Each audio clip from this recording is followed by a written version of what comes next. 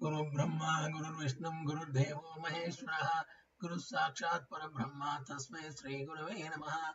Om Ganana Antva Ganapatigam Mamahe Kavim Kavinam Upavashravastramam Jeshtarajam Brahmanan Brahmanaspata Anushranoti Bisida Sadanam Om Mahaganadipataye Namaha Om Keshwaya Namaha Om Narayana Namaha Om Madhvaya Namaha Om Govindaya Namaha Om Vishnuvaya Namaha Matsudaya Namaha Trivikramaye Namaha Vamanaya Namaha Sridharaya Namaha ऋषिकेशाय नमः पद्मनाभाय नमः दामोदराय नमः संकर्षणाय नमः वासुदेवाय नमः प्रद्युम्नाय नमः अनिरुद्धाय नमः पुरुषोत्तमाय नमः दोक्षाय नमः नारसिंहाय नमः अच्युताय नमः जनार्दनाय नमः उपेन्द्राय नमः हरे नमः श्रीकृष्णाय नमः श्रीकृष्णाय नमः श्रीकृष्णाय नमः शम्भवे नमः विश्वेश्वराय महादेवाय त्र्यम्बकाय त्रिपुरान्तकाय त्रिकाग्निकालाय कालाग्निरुद्राय नीलकण्ठाय मृत्युञ्जयाय सर्वेश्वराय सदाशिवाय श्रीमन्महादेवाय नमः हरि ओम हरि ओम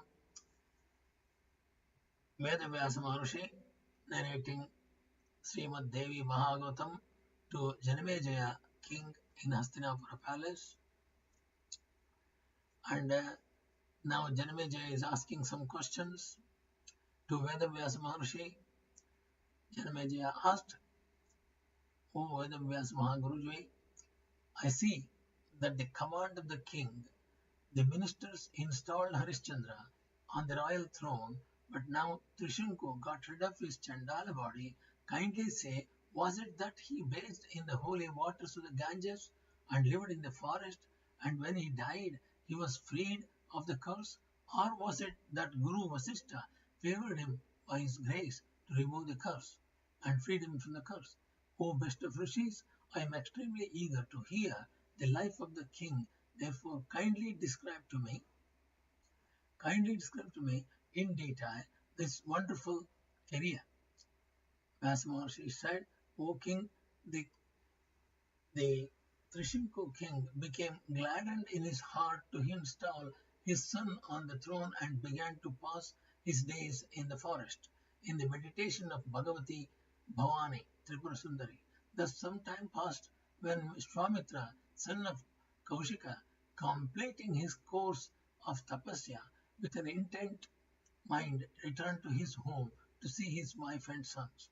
On coming back to his house, the intelligent Muni found his sons and other members of the family happy and well conditioned, became very glad, and when his wife came to him for his service, asked her, O fair-eyed one, how did you spend your time in days of famine? There was nothing whatsoever for the stock of rice, etc. in the house. How then did you nourish these boys? Please speak to me. O fair one, I was very busy with my austerities. I could not therefore come to you and see my boys. How then, O beloved, and what measures did you resort to thee to come to you and resort to for their maintenance? O good and auspicious one, when I heard the dire famine, I thought, then I have no wealth, and auspicious one, when I heard of the dire famine, I thought, then I have no wealth. So what shall I do if I go there? Thus thinking, I did not enter into the house of Chandala with the object of stealing. On entering the house, I found the Chandala sleeping. Then, being extremely distressed with hunger, I entered into his kitchen if I could find anything there. When the dishes were sought and turned, and when I was going to take cooked dog's flesh, I immediately fell into the sight of the Chandala.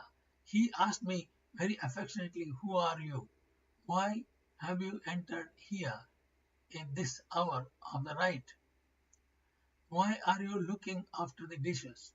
Speak what you want.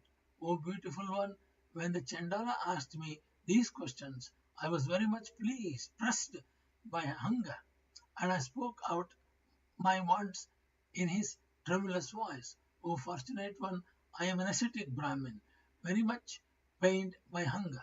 I have entered your house stealthily and am looking out of some eatables from your cooking pots.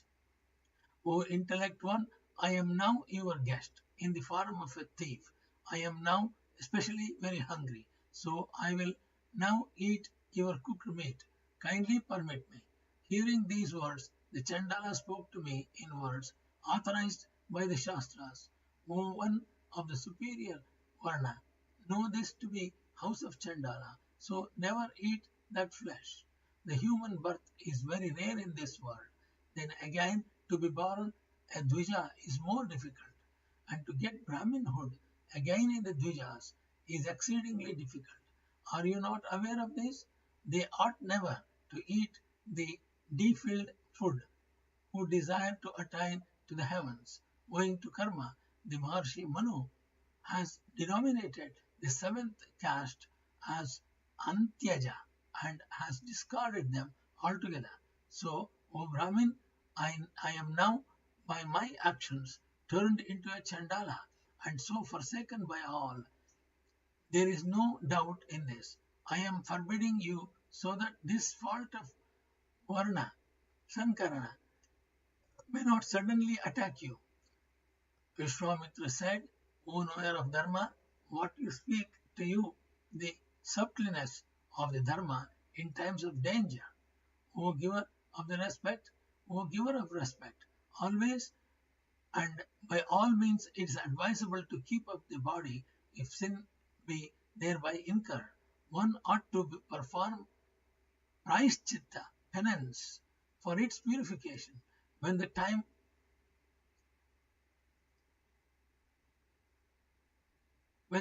of danger is over, but if one commits sin when the time is not one of danger, one gets degraded. Not so in the time of the danger. The man that dies out of hunger goes to hell. No doubt, therefore, every man seeking for his welfare must satisfy his hunger. Therefore, I intend to steal for preserving my body. O Chandala, see the sin incurred in stealing during the famine, which the Pandits have spoke these words. The God of rains began to pour forth rain. O beloved, just when I spoke of the elephant's trunk, just when I spoke these words, the God of rains began to pour forth rain so desired by all, like that coming out of the elephant's trunk, when the clouds thus poured forth rains with the gutterings of the lightnings. I felt very glad and left the house of the Chandala. O beautiful one, now speak out to me. How did you behave in that famine time, so terrible to all the beings? Vyasa Maharishi said to the king Janamejaya, hearing the above words of their husband, the sweet-speaking lady spoke. Hear how I passed my time in times of famine. O Muni, after you had gone to practice tapasya, the dire famine raged, and my sons, exhausted of hunger, became very anxious for food. I became very anxious to see the sons hungry. I then went out to the forest in quest of wild rice, and I got some fruits. Thus I spent some months by collecting the rice growing wildly in the forest. Then in times these also could not be got, and I became again anxious. The Nibara rice too is now not available, and nothing is obtained also by begging. There are no fruits on the trees. And no roots are to be found under the earth. The sons are crying in agony or hunger. What to do and where to go? What I am to say now the hungry boys. O God, thus thinking on various ways, I at last came to this conclusion that I would sell one of my sons to a rich man, and whatever price I can get, I can fetch. With that I will preserve the lives of the other two sons. Oh dear, thus thinking, I became ready and went out. O fortunate one, then this boy began to cry aloud and became very distressed. Yet I was so shameless that I took the crying boy and got out of my ashrama. At this time, one Rajarshi Satyavrata, seeing me very distressed, asked me, O one of good oaths, why is this boy weeping? O Muni, I spoke to him, today I am going to sell this boy. The king's heart became overfilled with pity and spoke to me, take back to your son to ashrama. Daily I will supply you with meat for the food for your boys until the Muni returns home.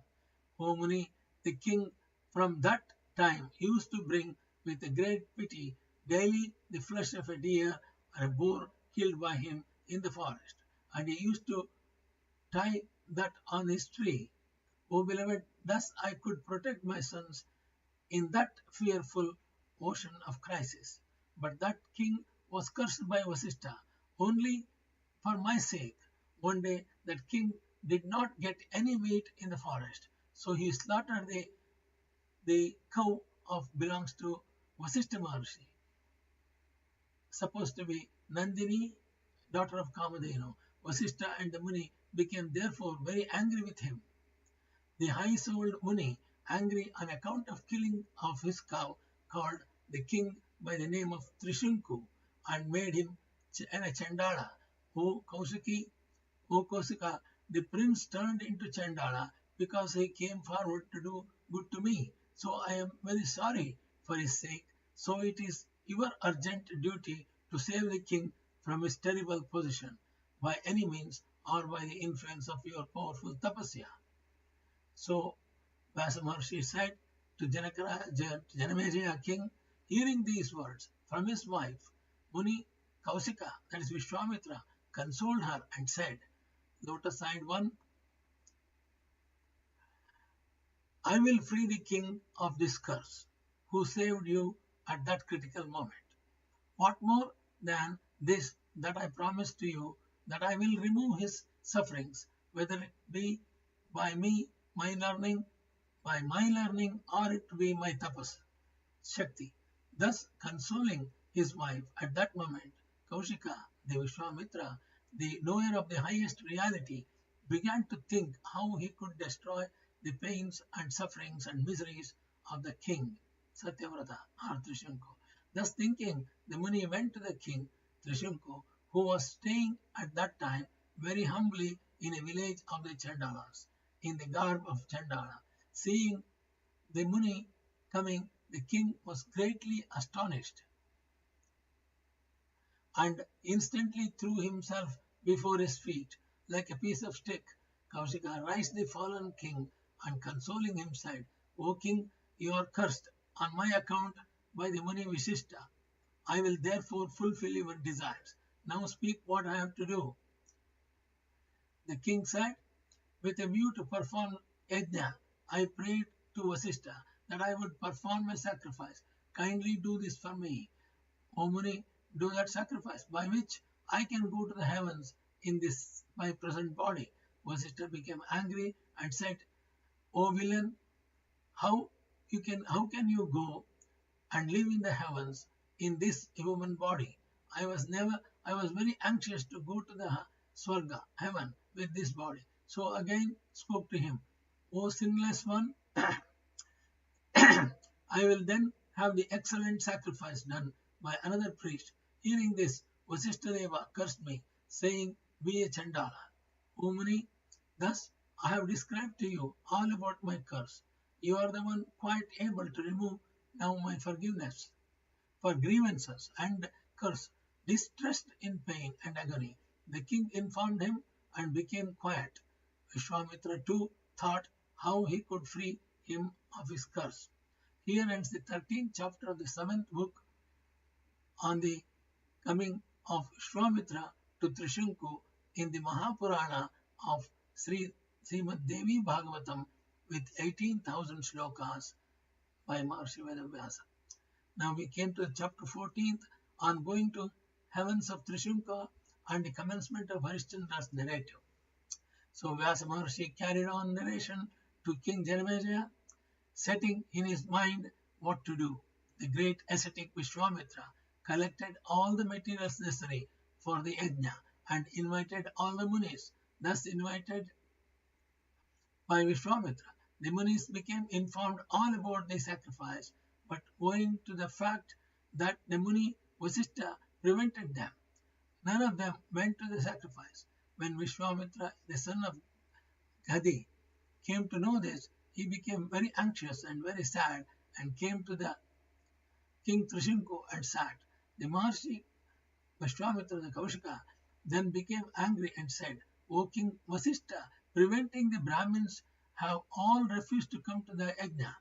But O King, see heavens, the abode of the gods. The saying that Muni took water in his hand and repeated the Gayatri Mantram. He gave to the king all the punyams, merits that he collected for himself up to then. Giving him thus all the punyas, he spoke to the king, O king, throw away all idleness and go to the abode of gods. You wanted to go, O king of kings, gladly go to the heavens by the power of all merits collected by me for a long time and let you fare well there. Vyasa Maharishi said, O king, when the king of the Vipras, Vishwamitra, spoke thus, the king Trishanku, by virtue of Muni's tapas, got high up in the air without any delay, like a quick flying bird, thus getting up and up. When the king reached the abode of Indra, the Devas, seeing the terrible Chandala-like appearance of Trishanku, spoke out to Indra, Who is this person coming to Devaloka with a violent speed in the air? Why does he look like a Chandala and is so fierce looking? Hearing thus, Indra got up at once and saw that one, the meanest of the human beings, and knowing him to be Trishanku, reproachingly said to him, You are a Chandala, quite unfit for the Devaloka, so where are you going? So Indra tried to prevent him getting to Indraloka. Reportedly said to him, You are a Chandala, quite unfit for the Devaloka, so where are you going? You ought not to remain here, so go immediately back to the earth, O destroyer of the enemies. Indra speaking thus, the king dropped her from the heavens and like a Deva whose merits had been exhausted, fell down immediately. Trishanku then cried out frequently, O Vishwamitra, being displaced from the heavens, I am now falling very violently, so save me from this trouble.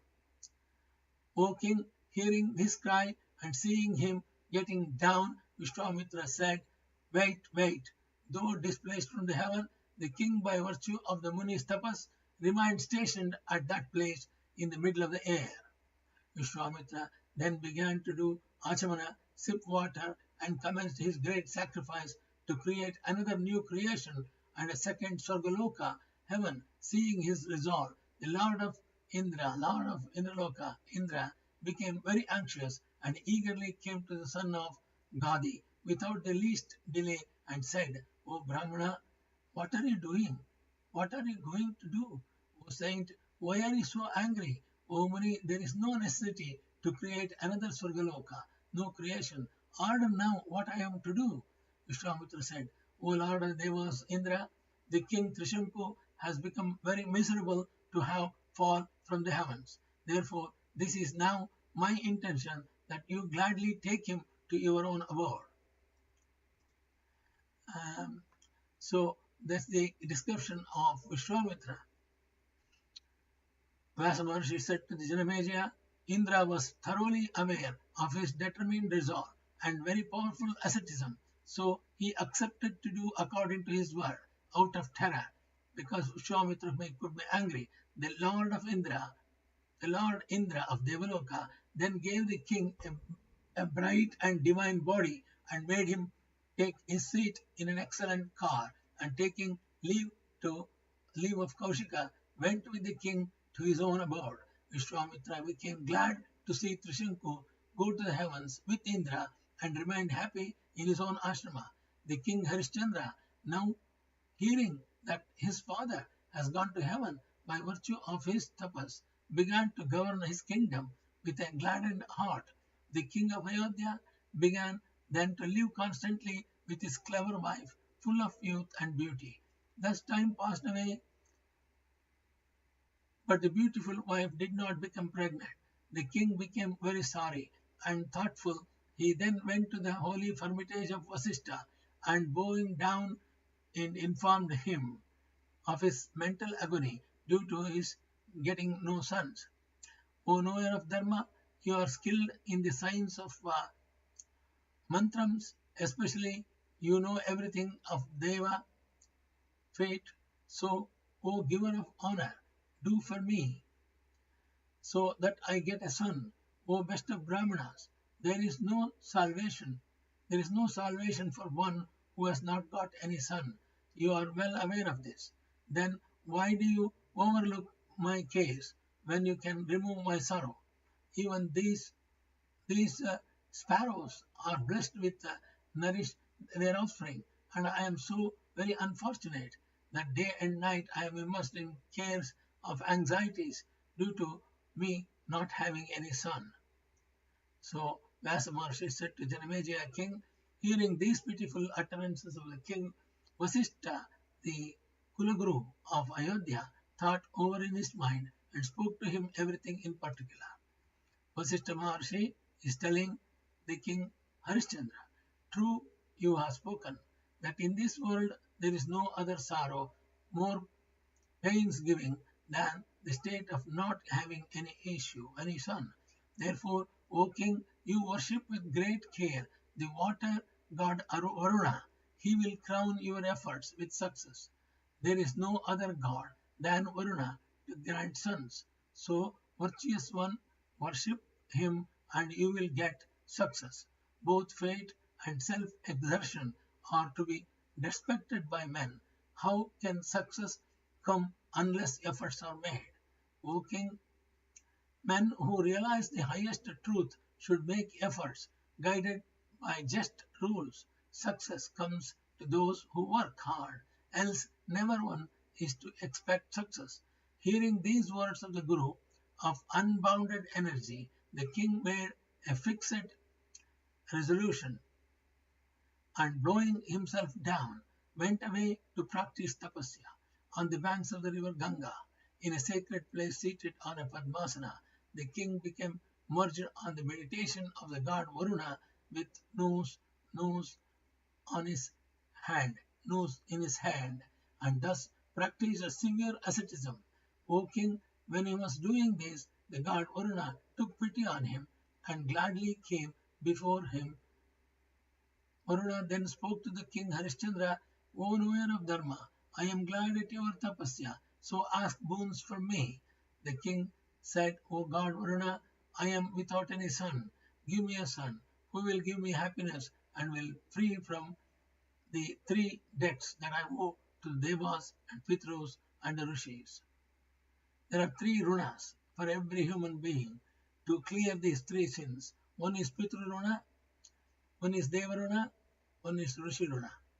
So these three runas has to be cleared so that person can go to heaven. Know that with that object I am doing this tapasya. Then the god Varuna, hearing these humble words of the sorrowful king, smiled and said. So the Varuna, god of water, god of rain, Varuna smiled and said, O king, if you get your desired well-qualified son, what will you do for me to my satisfaction? O king, if you perform a yajna in honor of me and fearlessly yajna your son there like an animal, I will then grant you your desired boon. So this is the condition Varuna says. After you getting a son, you have to sacrifice your son in the yajna. That means you have to kill him in the yajna. Then he will give the boon.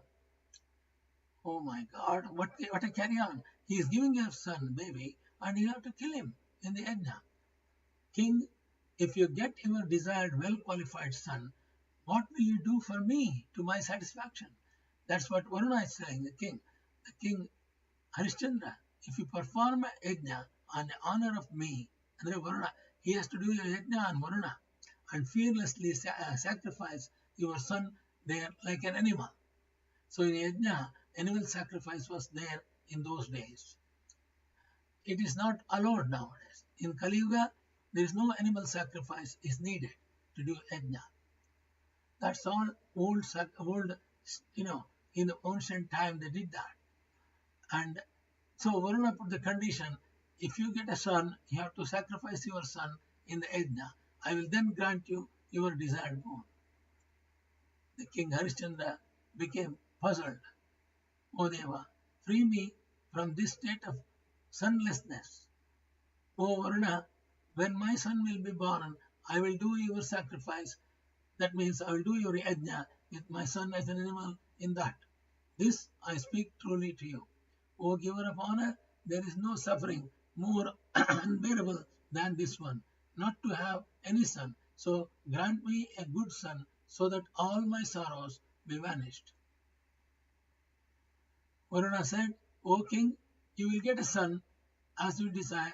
Go home, but see what you have spoken before to fulfill the turned true. Vyasa Maharishi said, hearing these words from Varuna, God, Harishchandra went back and told everything about this, his getting the boon to his wife.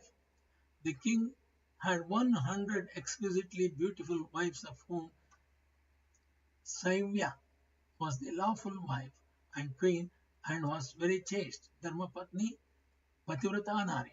After some time, that wife became pregnant, and the king became very glad to hear this and her longings in that state. The king performed all her purificatory ceremonies, and when 10 months were completed, and on an auspicious nakshatra and on an auspicious day, she gave birth to a son, like that of a Deva son. He was looking like a god. On the birth of his son, the king, surrounded by Brahmins, performed his ablutions and first of all performed the natal ceremonies and distributed innumerable jewels and much wealth, and the king's joy knew no bounds at that time. The liberal king gave away in special charities wealth, grains, and various jewels and blinds, and had the performance of music, dance, and other things. So, by the grace of Varuna god, he got a son. But the condition was that after getting the son, after some time, he has to sacrifice his son in the yajna and give it maybe back to Varuna.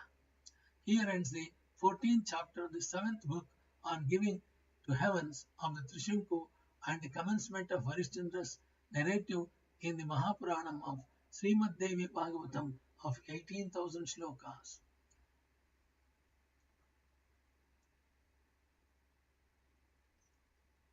In the next chapter, on the story of King Harishchandra, goes on. Vyasa Maharshi said to Janamejaya, when there was going on in the king's palace the grand festivities for the son's birth ceremonies, Varuna god came there in the holy Brahmin form. Let welfare be on you. Saying this, Varuna began to say, O king, know me to be Varuna. Now hear what I say. O king, your son is now born. Therefore perform yajna in the honor to Varuna god with your son as sacrificial. Your defect of not having a son is now removed.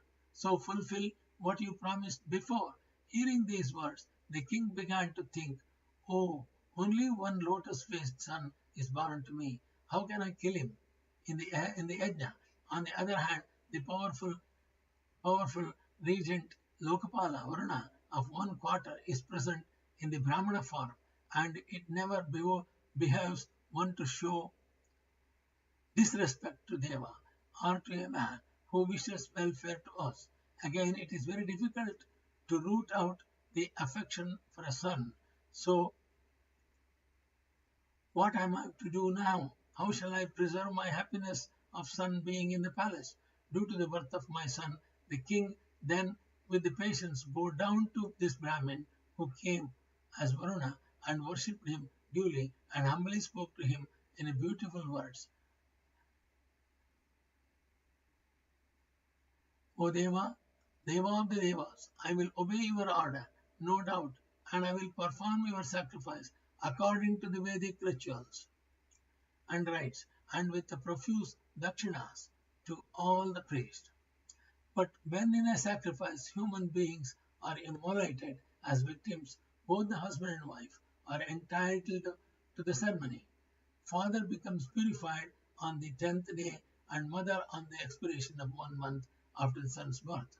So, how can I perform the sacrifice until 1 month expires? You are omniscient and master of all the beings, and you know what is Nitya Dharma. So, O Varuna Deva, I want 1 month time and show mercy thus on me. So Vyasa Maharshi carried on the narration of the Janamejaya king in Hastinapura, the king Harischandra, saying thus, Varunadeva spoke to the king, O king, welfare be unto you. Do your duties. I am now coming back to palace after some time. O king, I will come again after 1 month. Better finish the natal ceremonies and a Namakarana ceremony regularly, and then perform my yajna. O king, when Varunadeva turned his back, the king began to feel happiness when he gone away. Then the king gave as gifts millions of cows, yielding plenty of milk and ornamented with gold, and mountains of till, sesame seeds, seasons to the Brahmins versed in the Vedas, and kept his name with formal ceremonies as Rohitashva. When 1 month became complete, Varunadeva came back again in a Brahmin form and frequently said, O king, start this yajna. Just now, the king, on seeing the god of waters, Varuna god, at once fell into an ocean of anxiety and sorrows. He then bowed down and, worshipping him as a great guest, spoke to him and folded palms.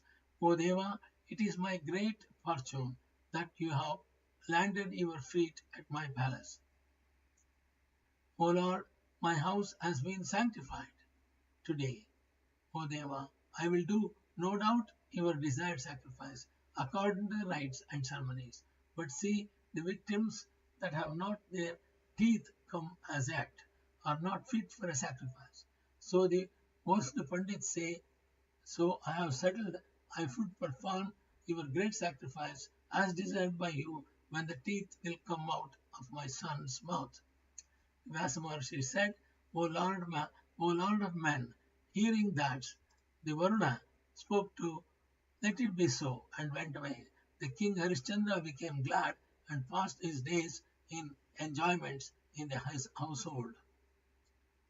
When the teeth of the child got out, Varuna knew it and came again as a Brahmin garb in the palace and spoke, O king, now commence Varuna yajna. Seeing the Brahmin Varuna there, the king too bowed down and gave him a seat, and showing all respects to him, worshipped him. He sang hymns to him and very humbly said, with his head bent low, O Deva, I will perform your desired yajna with a plenty of dakshinas to all the priests according to the rites and ceremonies. But the child's Chuda karma, the ceremony of hairs, taking hairs, is not yet done. So the hairs that were at the birth time are still there, and the child cannot be fit for sacrifice as long as those hairs exist. So I have heard from the elderly persons, O Lord of waters, Lord of Varuna, you know the Shastric rules. Kindly wait till the Chuda karma is over. When the child will have his head shaven, I will certainly perform Varuna yajna.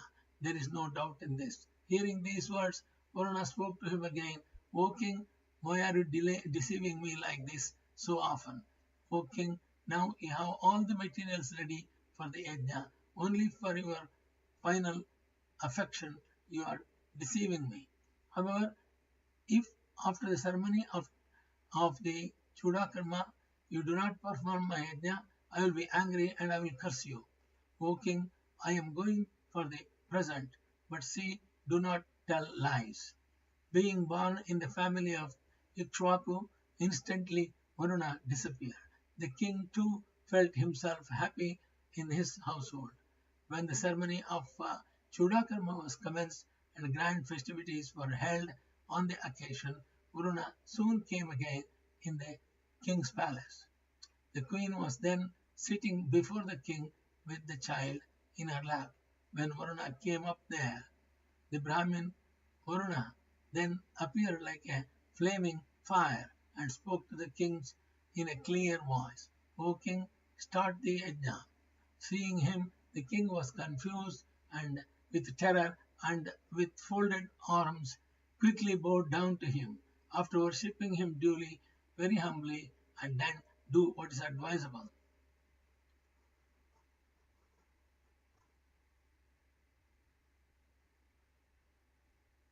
So, Varuna is after Harishchandra. However, O king, why are you deceiving me like this so often? O king, now you have all the materials ready for yajna. Only for your final affection you are deceiving me. However, if after ceremony is of Chudakarma you do not perform my sacrifice, I will be angry and may curse you. O king, I am going for the present, but see, do not tell lies. Being born in the family of Ikshvaku, instantly Varuna disappeared.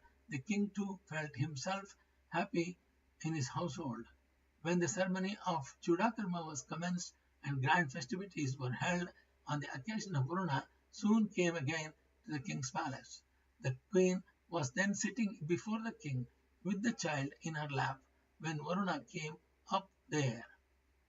The Brahmin Varuna then appeared like a flaming fire and spoke to the king in a clear voice. O king, start the yajna. Seeing him, the king has confused with terror and with folded palms quickly bowed down to him. After worshipping him duly, he very humbly said, O Lord Varuna, today I will perform your sacrifice, but kindly hear with attention my saying and then do what is advisable. O Lord, if you approve of this as reasonable, I then open my heart to you. The three Varanas, Brahmanas, Kshatriyas and Vaishyas, became Dvijas, twice born, only when they are duly purified according to the proper rites and ceremonies of Upanayana. Without any child is now an infant only, so it is like a Shudra. When this thread ceremony, Upanayana, will be performed, he will then be fit for doing any puja and yajnas, and also fit for sacrifice. This is the Vedic Shastras declare. The Kshatriyas are so purified in their 11th year, Brahmins in their 8th year, and the Vaishyas in their 12th year. So, O Lord of Devas, if you feel pity for this humble servant, then wait till Upanayana ceremony is over, when I will perform your grand sacrifice with my son. O Bibhu, you are the Lokapala, especially you are conversant with all the Shastric rules and have acquired the knowledge of Dharma. If you think my saying as true, then go to your home. Vyasa Maharishi said, hearing these words, Varuna's heart was filled with pity, and so he went away instantly, saying, let it be so. Varuna going away, the king felt glad, and the queen, knowing the welfare of the son, became glad too. Then the king gladly performed his state duties. After some time, the child grew 10 years old, consulting with the peaceful Brahmins as well as the ministers. He collected materials for the Upanayana ceremony, befitting his position. When the 11th year was completed by his son, the king arranged everything for the thread ceremony or Upanayana ceremony. But when his thoughts turned to Varuna's sacrifice, he became very sad and anxious. When the thread ceremony began to be performed, the Brahmin Varuna came again there. Seeing him, the king instantly bowed down and standing before him with clasped palms, gladly spoke to him. O Deva, my son's Upanayana being over, now my son is fit for the victim of the sacrifice. And by your grace, my sorrow that was within me was as not having a son has vanished. I speak truly before you that, O knower of virtue, after some time, after some more time, I have desired to perform your sacrifice with plenty of dakshinas. In fact, with the Samavartana ceremony will be over. I will do as you like. Kindly wait till then. Purana said, O intelligent one, you are very much attached to your son now, and so by various reasonable plays of intellect, you are repeatedly deceiving me. However, I am going home today at your request, but know certain that I will be back again at the time of the Samavartana ceremony. Samavartana means the return home, especially of a pupil from his tutor's house or ashrama, Guru ashrama, after finishing his course of study there. It means Harishchandra's son has to complete the designated course in the Guru ashrama. And when they come out of the ashrama with their certificate of completion, that procedure is called Samavartana. Here, in the modern days, we are doing graduation ceremony. Sons getting graduation in the university, they go to the graduation ceremony, and that is almost equal to Samavartana, what in Sanskrit word, Samavartana. O king, the saying Varuna went away, and the king became glad and began to perform duty as various duties. The prince was very intelligent, and as he used to see Varuna coming and now and then at the time of his ceremonies, he became very anxious. He then made enquiries outside Haidar and Nidar and came to know of his own being about to be killed, and he desired to quit the house instantly. The Harishchandra's son got the information that they are going to kill him in the yajna. In the name of Varuna, they are doing Varuna yajna, and in that yajna, the son will be killed. That's what he got the information.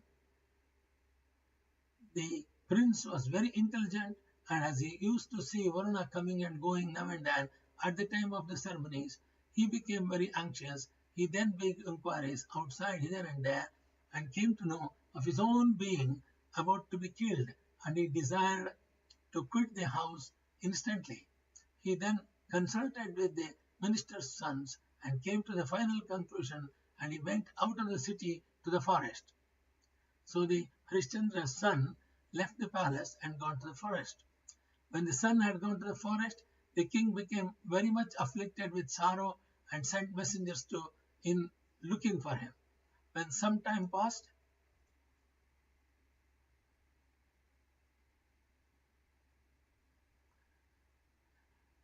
when the son went to the forest, the king became very much afflicted with sorrow and sent messengers in finding him.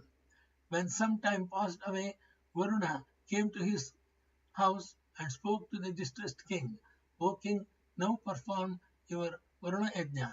The king bowed down to him and said, O Deva, what shall I do now? My son has become afraid and has gone away from the palace. I do not know where he is gone to. O Deva, my messengers have searched for him in difficult times and places and mountains, in the hermitages of the Munis, in fact, in all these places, but they have not been able to find him whereabout. My son has left the home. Order now, what can I do? O Deva, you know everything, so judge, I have got no fault in this matter. It is certainly luck and nothing else. Vyasa Maharishi said to King Janamejaya, hearing these words of the king, Varuna became very much angry, and when he saw that he was deceived so many times by the king, he then cursed him, saying, O king, as you have cheated me by your deceitful words, so you be attacked by dropsy and be severely pained by it. Thus cursed by Varuna, the king was attacked with that disease and began to suffer much. Cursing thus, Varuna went back to his own palace, his own place, and the king was much afflicted with the terrible disease called dropsy. Here ends the 15th chapter of the 7th book on the story of King Harishchandra in the Mahapuranam of Sri Mad Devi Bhagavatham of 80,000 shlokas, written by Maharshi Veda Vyasa. Om Amba Parameshwari Akhilandeshwar Adi Parashakti Palayama Adi Parashakti Palayama Amba Parameshwari Akhilandeshwari Adi Parashakti Palayama. Om Namostu Anantaya Sahasramurtaye Sahasrapadakshara Sahasranamne Purushashratte Sahasrakoti Yugadharane Namaha Sahasrakoti Yugadharane Namaha Akashat Paritam Metagir Sagaram Sarvadeva Namaskaraha Srikesham Srike Pranatyo Namaha Sarva Vedeshat Punyam Sarva Tirteshat Phalam Tatpalam Purmapta Vasanat Vasudevasya Varsante Sarva Bhuta Nivasosi Vasamurte Kayena Vacha Manasendreva Buddhatmana Prakati Sabhava Karomi Yatyat Sagaram Parasmai Narayanaayati Samarpayami Narayanaayati Samarpayami Narayanaayati Samarpayami. Om Haim Rim Klim Chamundaya Viche Om Haim Rim Klim Chamundaya Viche Om Haim Rim